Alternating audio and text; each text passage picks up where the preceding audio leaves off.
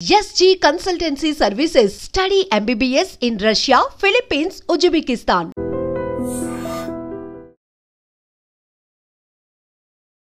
Hi hello నమస్తే welcome back to iDream media. ఈరోజు మనతో ఉన్నారు సర్టిఫైడ్ ఫైనాన్షియల్ ప్లానర్ అయిన రామచంద్రమూర్తి గారు. సో ఈరోజు మనం మార్కెట్ అప్డేట్ చూద్దాం.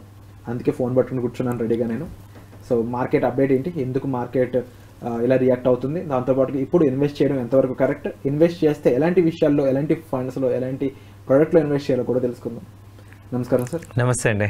సో నిఫ్టీ 50 minus 120 points తో 25,517, సెన్సెక్స్ minus 452 points తో 83,606, బ్యాంక్ నిఫ్టీ minus 131 points తో 57,312, ఐటీ 127 ప్లస్ తో 38,950 దగ్గర ఉన్నాయి.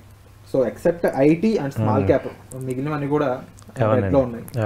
దీనికి గల కారణాలు ఏంటి, మరి ఇన్వెస్టర్స్ కాస్త ఇబ్బంది పడే ఛాన్సెస్ కనిపిస్తున్నాయి, వాళ్ళకి ఏం చెప్తారు బ్యాకప్? జస్ట్ ఇదేమి ఇప్పుడు మార్కెట్ ఇవాళ సెన్సెక్స్ కానీ నిఫ్టీ కానీ 130 పాయింట్స్ నిఫ్టీ డౌన్ అయిందండి. దీనికి రీజన్ ఏంటంటే పెద్ద సీరియస్ రీజన్స్ ఏం లేవు, జస్ట్ ప్రాఫిట్ బుకింగ్ అయింది హై లెవెల్స్లో. అయితే ఏంటంటే ఇప్పుడు జూలై ఎక్స్పైరీ, ఇప్పుడు జూన్ ఎక్స్పైరీ అయిపోయింది, ఇప్పుడు జూలై తీసుకుంటే ఈ లాస్ట్ ఎప్పుడు చూసినా కూడా జూన్, జూలై, ఆగస్టు మంచి ట్రెండింగ్, పాజిటివ్ ట్రెండింగ్ మార్కెట్స్ అనమాట. సో ఆగస్ట్, సెప్టెంబర్ వరకు కూడా మార్కెట్ పాజిటివ్గానే ఉంటుంది. ఈ టైంలో ఏంటంటే మనం క్వాలిటీ స్టాక్స్ని మంచి సెలెక్టివ్గా, క్వాలిటీ స్టాక్స్ ఫండమెంటల్గా స్ట్రాంగ్ ఉన్న స్టాక్స్ని ఇన్వెస్ట్ చేస్తే మంచి రిటర్న్స్ వస్తాయి. అలాగే ఇప్పుడు by and dips strategy follow అవ్వాలి. అంటే డౌన్ అయినప్పుడు బై చేయండి, షార్ట్ సెల్లింగ్ చేయొద్దు, అడ్వైజబుల్ కాదు. బై అండ్ డిప్స్ బెటర్ అనమాట. సో మంచి అసెట్ క్రియేట్ చేసుకోవటానికి నెక్స్ట్ ఇప్పుడు ఈ నెలలో ఏంటంటే క్వార్టర్లీ రిజల్ట్స్ అన్నీ వస్తుంటాయి. సో ఆ ఇన్ఫర్మేషన్ తీసుకోండి, ఏ రోజు ఏ కంపెనీస్ రిజల్ట్స్ వస్తున్నాయి ఏంటి అనేది ఇన్ఫర్మేషన్ తీసుకొని ఆ కంపెనీస్లో కనుక మంచి రిజల్ట్ వచ్చాక అనాలిసిస్ చేసుకొని నెక్స్ట్ క్వార్టర్ వరకు ఇన్వెస్ట్ చేసుకుంటే మంచి ప్రాఫిట్స్ వచ్చే ఛాన్సెస్ ఉన్నాయి. సో ఇలా చేసుకోవచ్చు.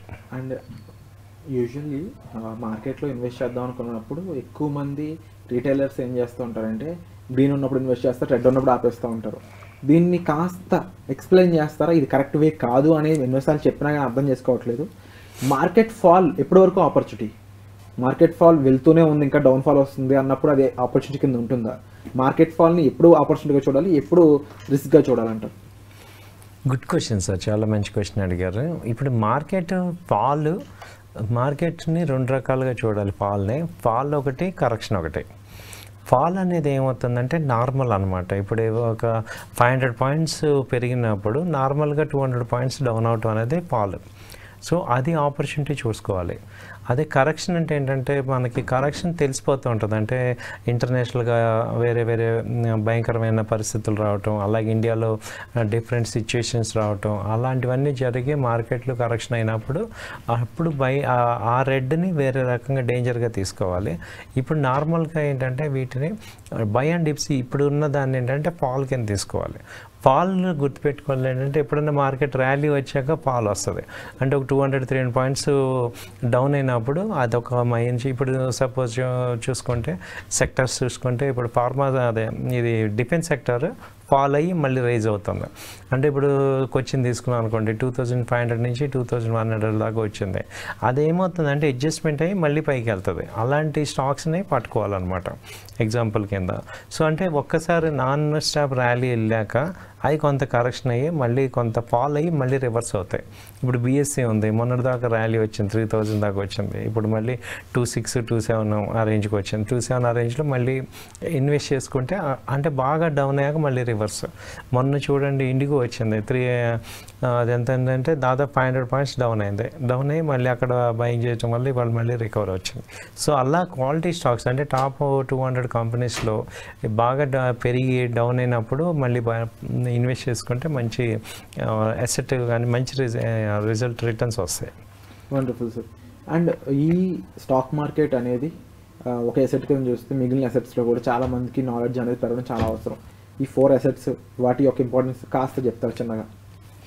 మిగతా అన్ని అసెట్లు ఒక్కసారి రీసెర్చ్ చేస్తే సరిపోతుంది. ఇప్పుడు ల్యాండ్ ఉంది సార్, మనం ఫస్ట్ కొనేటప్పుడే మన దానిలో అడ్వాంటేజ్ ఏంటంటే అందరూ కూడా మనకు జెన్యూన్ ఇన్ఫర్మేషన్ ఇస్తారు. మనం దాని మీద ఒకసారి ఒక 1 month వర్క్ చేస్తే అయిపోతుంది. అది వన్ టైం రీసెర్చ్. అలాగే గోల్డ్ ఉంది, అది కూడా ఒకసారి కొనేస్తాం, మనకి కావాల్సినప్పుడు ఉంచుకుంటాం. బిజినెస్ చేద్దాం అనుకున్నాం అనుకోండి, దాన్ని కూడా ఒక ప్రాపర్గా ఆలోచించి ఒకసారి ఇన్వెస్ట్ చేసేసాక దాన్ని రెగ్యులర్గా ముందు తీసుకెళ్తామే. కానీ వేరే అన్నిటికన్నా ట్రిక్కీ ఏంటంటే స్టాక్ మార్కెట్ ఇన్వెస్ట్మెంట్ అనమాట. దీనికి ఏంటంటే ఎవ్రీ టైం రీసెర్చ్ చేసుకోవాలి, ఎవ్రీ టైం అప్డేట్ అవుతూ ఉండాలి. మన చేతుల్లో లేని ఇంపాక్ట్స్ జరుగుతుంటాయి, వాటిని హ్యాండిల్ చేయటం చేయాలి. చాలామందికి ఏంటంటే నార్మల్గా మన చేతిలో మిగతా అన్నీ కూడా మన చేతిలోనే ఉంటాయి. ఏంటి ఆ యొక్క ఏది ప్రాఫిట్ రావాలా లాస్ రావాలా. వేరే స్టాక్ మార్కెట్ అనేది ఏమవుతుందంటే మన చేతిలో ఉండదు. ఇంటర్నేషనల్ ఈవెంట్స్ కానీ లోకల్ ఈవెంట్స్కి పెరిగినా తగ్గినా ఏమవుతుందంటే వాటి యొక్క ఇంపాక్ట్స్ మార్కెట్స్ మీద ఇంపాక్ట్ అవుతాయి కాబట్టి మన కంట్రోల్లో లేవు. దాన్ని ఫస్ట్ అంటే అన్సర్టనిటీని డైజెస్ట్ చేసుకొని యాక్సెప్ట్ చేసుకోవాలి. కాబట్టి రిస్క్ ఎప్పుడు ఉంది అనేది అర్థం చేసుకొని ఆ రిస్క్ని మేనేజ్ చేయటం, లేకపోతే రిస్క్ని హ్యాండిల్ చేయటం అనేది మనం నేర్చుకోవటం ద్వారా మన స్టాక్ మార్కెట్లో వెల్త్ క్రియేట్ అవుతాయి. ఇప్పుడు వేరే చోటికి ఇక్కడికి మేజర్ డిఫరెన్స్ రిస్క్ హ్యాండ్లింగ్, అది మనం పర్ఫెక్ట్ అవ్వాలి. రీటైలర్స్కి ఏం చెప్తారు సార్? ముఖ్యంగా వాళ్ళు ఫండ్స్ ఎలా అక్యుములేట్ చేసుకోవాలి, అక్యుములేట్ చేసుకున్న ఫండ్స్ ఎలా ఇన్వెస్ట్ చేయాలి, ఇన్వెస్ట్ చేస్తే ఎలాంటి జాగ్రత్తలు తీసుకోవాలి?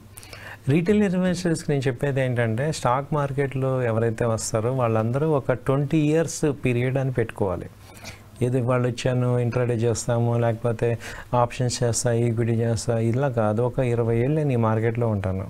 మనం ఒక ల్యాండ్ ఎలా కొంటామో అలా ఒక 20 years ఉంటాం. సో మీకు ఒక అవగాహన రావడానికి, మీరు ఒక మాస్టర్ అవ్వాలి, ఒక ప్రొఫెషనల్ అవ్వడానికి ఒక 3 to 5 years టైం పడుతుంది. సో దీనిలో మిస్టేక్స్ అవుతుంటాయి, యాక్సెప్ట్ చేయండి. ఆ మిస్టేక్స్ ఏంటంటే విపరీతమైన లాసెస్ అవ్వద్దు, అవుతుంటాయి ఒక్కోసారి, మనం అనుకున్నట్టు జరగవు. బట్ ఆ మనీ ఏదైతే ఉందో ఆ మనీ స్పెసిఫిక్గా దీనికోసం అంటే సపరేట్గా పెట్టుకోండి. మీ రెగ్యులర్ ఇన్కమ్ని డిస్టర్బ్ చేసుకోవద్దు దీంతో. అలాగే చాలామంది ఏమంటారంటే మేము జాబ్ మానేసి దీనిలోకి వద్దామని ఉంది, ఏం చేయాలి? అలాంటి వాళ్ళు ఏంటంటే ప్రాపర్ ట్రైనింగ్ కావాలి, ప్రాపర్ టెక్నికల్ అనాలిసిస్లో, ఫండమెంటల్ అనాలిసిస్లో స్ట్రాంగ్ అవ్వండి. ఇది మంచి అసెట్ బిల్డ్ చేసే ఛాన్స్ ఉంది, లాంగ్ టర్మ్లో మంచి వెల్త్ క్రియేట్ అవుతుంది. ఆల్రెడీ మనం చాలామంది చూసాం వెల్త్ క్రియేట్ అయిన వాళ్ళని. అలా అవ్వాలి అంటే దానికి తగ్గ మెంటల్గా స్ట్రాంగ్నెస్, ఎలిజిబిలిటీ పెట్టుకోవాలన్నమాట. వాటికి నాలెడ్జ్ ఇంపార్టెంట్, పేషెన్స్, ఒక పాజిటివ్ ఎన్విరాన్మెంట్తో ఉండాలి. అంటే మార్కెట్స్ క్రాష్ అవుతున్నప్పుడు తక్కువ రేట్లు దొరుకుతాయి కాబట్టి అక్కడ కొనే కెపాసిటీ ఉండాలి మెంటల్గా, అలాగే ఫైనాన్షియల్గా కూడా. ఈ 2 రకాలుగా ఉంచుకొని మనకి రైజ్ అవుతున్నప్పుడు చాలామంది రీటైలర్స్ ఏంటంటే రైజింగ్లో కొంటాం, తగ్గిపోతున్నప్పుడేమో సెల్ చేసేస్తాం. ఆ యాటిట్యూడ్ నుంచి బయటికి రావాలి. సో లాంగ్ టర్మ్ ఒక 20 years అనేది మనం పెట్టుకుంటే మంచి వెల్త్ క్రియేట్ చేసుకోవచ్చు. Wonderful sir, and thank you so much for the information sir. ముఖ్యంగా స్టాక్ మార్కెట్లో ఇన్వెస్ట్మెంట్స్ చేసే ముందు జాగ్రత్తలు తీసుకోండి. తప్పకుండా ఈ ఎపిసోడ్కి సంబంధించిన ఇన్ఫర్మేషన్ మీకు ఎలా అనిపించిందో కామెంట్ సెక్షన్లో మీ అభిప్రాయం కూడా మెన్షన్ చేయండి. Thank you so much.